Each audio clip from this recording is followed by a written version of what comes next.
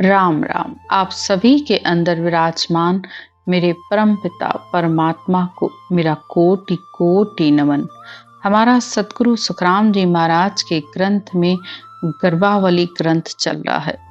कल की ज्ञान की चर्चा में हमने सुना कि सब केवली संत संसार में सब आत्माओं को, सब संसारियों को ये ज्ञान दे रहे हैं कि हे आत्मा, परमात्मा की कृपा से, ब्रह्म की कृपा से तुझे संसार में ये मनुष्य शरीर मिल गया।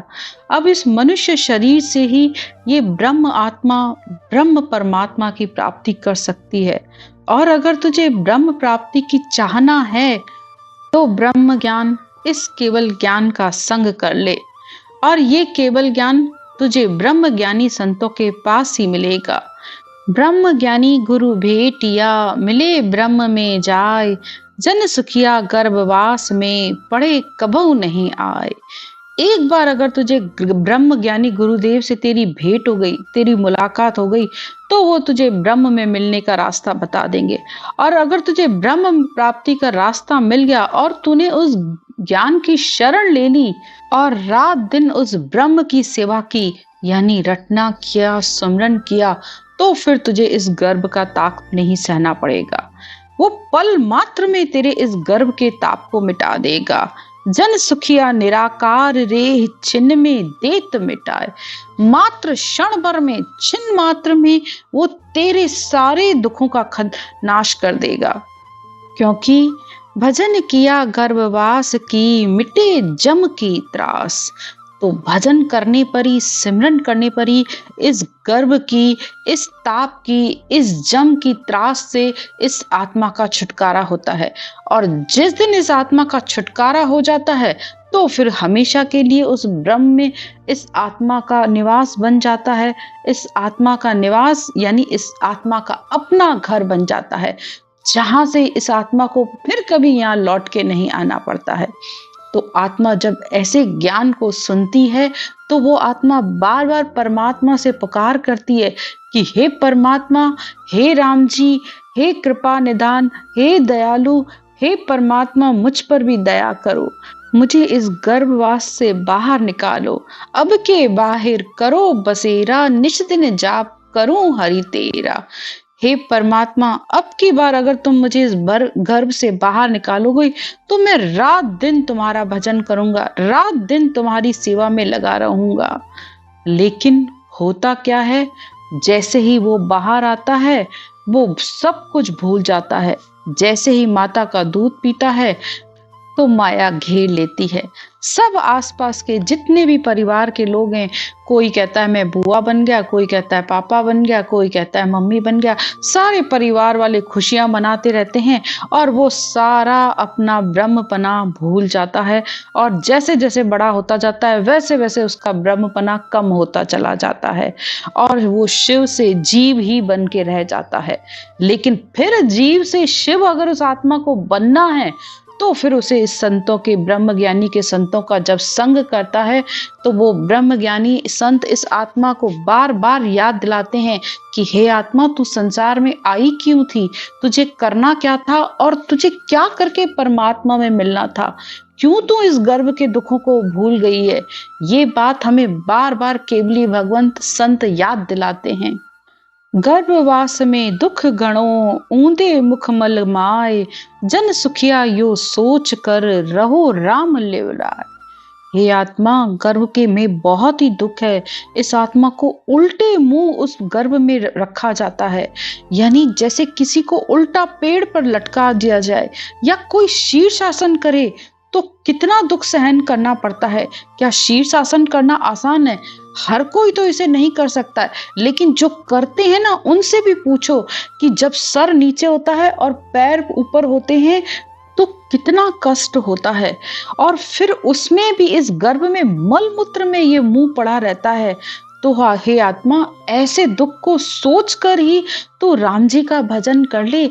ऐसे दुख का विचार कर कि हर बार जब तू गर्भ में आती है तो तुझे ऐसा दुख सहन करना पड़ता है। सुन रे जीव शब्द तू मेरा, गर्भवास का कहूँ दुख तेरा। 9 मास गर्भ के माही, ऊंधे मुख तू झूले जाई। सदगुरुदेव बार बार कहते हैं कि हे जीव, तू मेरे वचनों को सुन, मेरे इस ज्ञान को सुन कि इस आत्मा को इस गर्भ के कितने दुख झेलने पड़ते हैं। वो सब तुझे दुख बता रहा हूँ। इन दुखों को तू बार बार सोच। इन बार बार दुखों को सहन करने के लिए तू बार बार अपने लिए दूसरे जन्म की तैयारी कर रहा है। फिर कहते हैं, मल मूत्र सब ही ले खावे, निश दिन पड़ो नरक में जावे। जठरा अग्नि की आंच करारी, वे दुख सहे सिर पर भारी। हर समय रात दिन तुझे इस गर्भ के नरक में रहना पड़ता है, और फिर उसमें भी फिर जठरा अग्नि का दुख भी बहुत ही करारा है, वो भी तुझे सहन करना पड़ता है। शग चो रहे गर्भ के माही, पाँव पसार्या जावे नाही। गर्भ में वो दुख लिया, वे दिन भूल मती तू जिया। गर्भवास में बहुत छोटी जगह होती है, इतना सिकुड़ के तुझे रहना पड़ता है, हाथ पैर भी नहीं पसार सकता है। तो हे जीव, इस गर्भ के दुख को मत भूल, विचार कर और बैठकर राम जी की भक्ति कर। गर्भवास में करे पुकारा, सुनो हो साही सिरजनहारा। दूजो दुख मोए भुगताओ, गर्भवास से बाहर लाओ। आत्मा परमात्मा से प्रार्थना करती है कि हे परमात्मा, तुझे मुझे संसार में जितने दुख देने हैं ना, वो दुख देना, लेकिन मुझे इस गर्भवास से बाहर करो। साई त्रास अब मोए सुन लीजे, गर्भवास से बाहर कीजे। अब तो बेखातर मैं हुआ, हर हर करूं रहूं नहीं जुआ। हे परमात्मा, मेरे दुखों को सुनो। हे परमात्मा, मेरी विनती को सुनो। पहले जरूर मैं तुम्हें हे परमात्मा, मैं आपको भूल गया था, लेकिन अब मुझे केवली भगवंतों का संग मिला है। हे परमात्मा, अब मैं इस ज्ञान को धारण करूंगा। हे परमात्मा, अब मैं तुझे एक पल भी नहीं भूलूंगा, बस मुझे बाहर निकालो। ऐसी आत्मा पुकार करती रहती है अंदर परमात्मा को। गर्भवास की मत दे त्रासा, अब तो रहूं हरि के पासा। हरि भक्ति करूं होए गाढ़ा, अब के गर्भवास से काढ़ो। हे परमात्मा, अगर इस बार तुम मुझे इस गर्भ से बाहर निकालोगे तो मैं गाढ़ा होकर यानी पक्का होकर तुम्हारी भक्ति करूंगा। बस मुझे इस गर्भ की त्रास से छुटकारा दिलाओ। अब के बाहर करो बसेरा, निश दिन जाप करूं हरि तेरा। तुझे भूल कभी नहीं जाऊं, जे हरि अब के बाहर आऊं। हे परमात्मा, अब के मैं बाहर आऊंगा ना, तो मैं पक्का वादा करता हूं तुझसे कि मैं रात दिन तेरी भक्ति करूंगा। अब मैं तुझे बिल्कुल भी नहीं भूलूंगा। ऐसा वचन गर्भ के माही, हरि से कौल किया था याही। हरि को छोड़ आन नहीं ध्याऊं, जे हरि अब के बाहर आऊं। आत्मा कहती है कि हे परमात्मा, मैं तुझे वचन दे रही हूँ, ऐसा वचन गर्भ के माही, हरि से कौल किया था याही। यानी गर्भ में बैठकर परमात्मा को ये वचन दिया था कि हे परमात्मा, अब मैं किसी आन की पूजा नहीं करूंगी, यानी मैं कभी भी किसी भी शरीरधारी की पूजा में नहीं लगूंगी, ना किसी शरीरधारी की सेवा में लगूंगी। सिर्फ हे परमात्मा, हे सृजनहार परमात्मा, मैं रात दिन तेरी आराधना करूंगी, रात दिन इस ब्रह्म की सेवा करूंगी, नाम जपूंगी, सिमरन करूंगी। त्राही त्राही अब रहो पुकारी, गर्भवास का दुख है भारी। हे हरि मुझ पर कृपा कीजिए, गर्भवास सो बाहर कीजिए। आत्मा परमात्मा से बार बार प्रार्थना कर रही है कि हे राम जी, हे परमात्मा, इस गर्भ में बहुत ही दुख है, मुझ पर कृपा करके मुझे बाहर निकालो। मैं तो दुखी बहुत विद स्वामी, तुम सब जानो अंतर्यामी। तुम सो कछु छिपे नहीं काहीं, रोम रोम हर है माही। आत्मा कहती है कि हे परमात्मा, आप तो अंतर्यामी हैं, सब कुछ जानते हैं, मेरे दुख को भी जानते हैं और संसार के दुख को भी जानते हैं। आपसे क्या छिपा हुआ है? मेरे रोम रोम में हे परमात्मा सिर्फ आपका ही नाम है, मैं सिर्फ आपका नाम लूंगी, बस मुझे यहाँ से बाहर निकालो। फिर आत्मा कहती है, अंतर की सब सारी जानो, बाहर भीतर सबे पिछाणो। मेरा दुख कहाँ मैं गाऊं, कर कृपा हरि बाहर आऊं। हे परमात्मा, आप सब कुछ जानते हैं, अंतर की, बाहर की, भीतर की, यानी सब कुछ आपको पता है। इस संसार में ऐसी कौन सी जगह है, ऐसी क्या चीज है जो आपको नहीं पता है? तो मेरे दुख को मैं कहाँ तक कहूँ? आप मेरे दुख को भी समझते हैं। तो हे परमात्मा, बस हे राम जी, मुझ पर कृपा करके मुझे यहाँ से बाहर निकालो। घनी घाटी की ताप करारी, कृपा कर हरि काल मुरारी। अब की घाट घेल है थोरी, किस विध निकल होगी मेरी।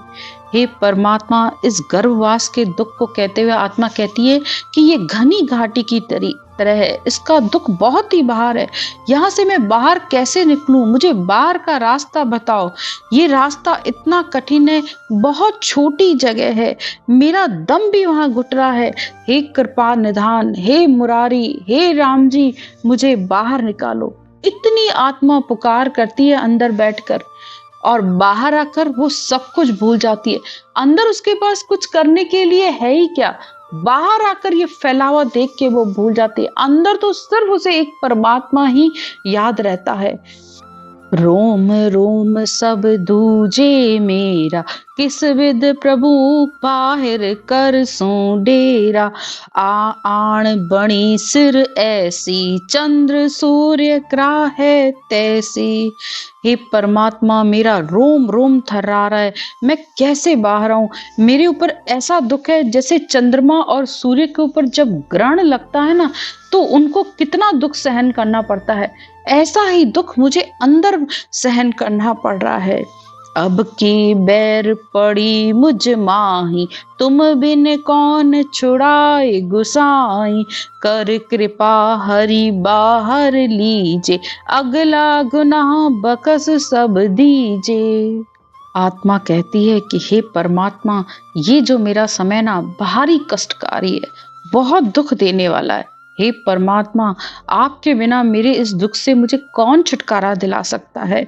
तो हे परमात्मा, मुझ पर कृपा करके मुझे बाहर निकालो। मेरे अगले जो भी दोष हैं, हे परमात्मा, उन्हें माफ करो। बार बार आत्मा परमात्मा से विनती करती है, बार बार आत्मा परमात्मा को पुकारती है, तब इस आत्मा को इस गर्भ से छुटकारा मिलता है।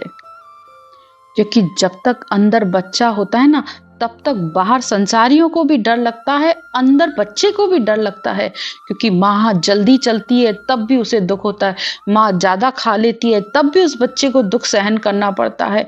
अगर कोई बात हो जाए तो भी हर समय डर लगता रहता है कि वो बच्चे को अंदर कुछ हो न जाए। तो इसलिए बार बार माँ से कहा जाता है कि अरे थोड़ा भजन करो, थोड़ा सिमरन करो, धीरे चलो, थोड़ा थोड़ा करके खाओ। हर तरीके की उनको बातें कही जाती हैं ताकि अंदर बच्चे का कोई कष्ट ना हो, उसको कुछ हो ना जाए। हर तरीके से माँ को समझाया जाता है।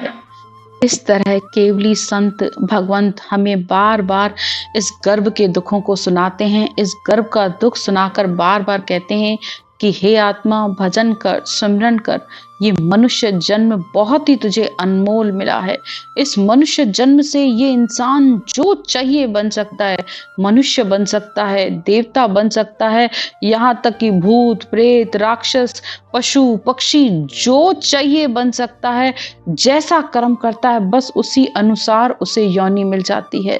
तो अंदर बैठकर जो वचन तूने किए, जो परमात्मा से वादे किए, उन सब बैठकर उन वादों को याद कर और बैठकर परमात्मा का नाम ले, राम जी का नाम ले। इति श्री गर्भावली ग्रंथ संपूर्ण। राम राम।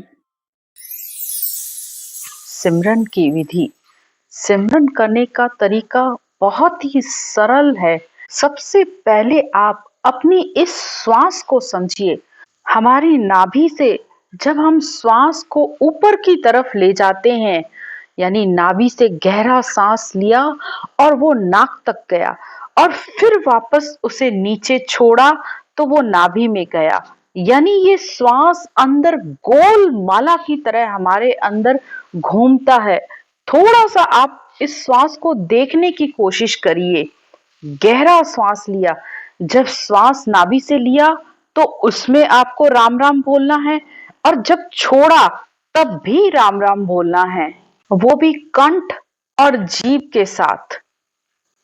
अगर आप लोग पहली बार कर रहे हो तो जैसे अनुलोम विलोम किया जाता है, ये बस वही तरीका है। श्वास को ऊपर ले जाते हुए राम राम राम राम राम राम राम राम राम राम राम राम राम राम राम राम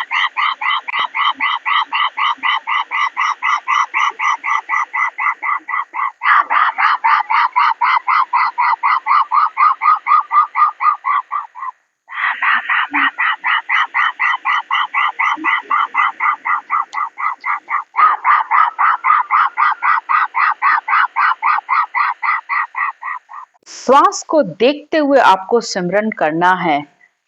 ये सिमरन की विधि है।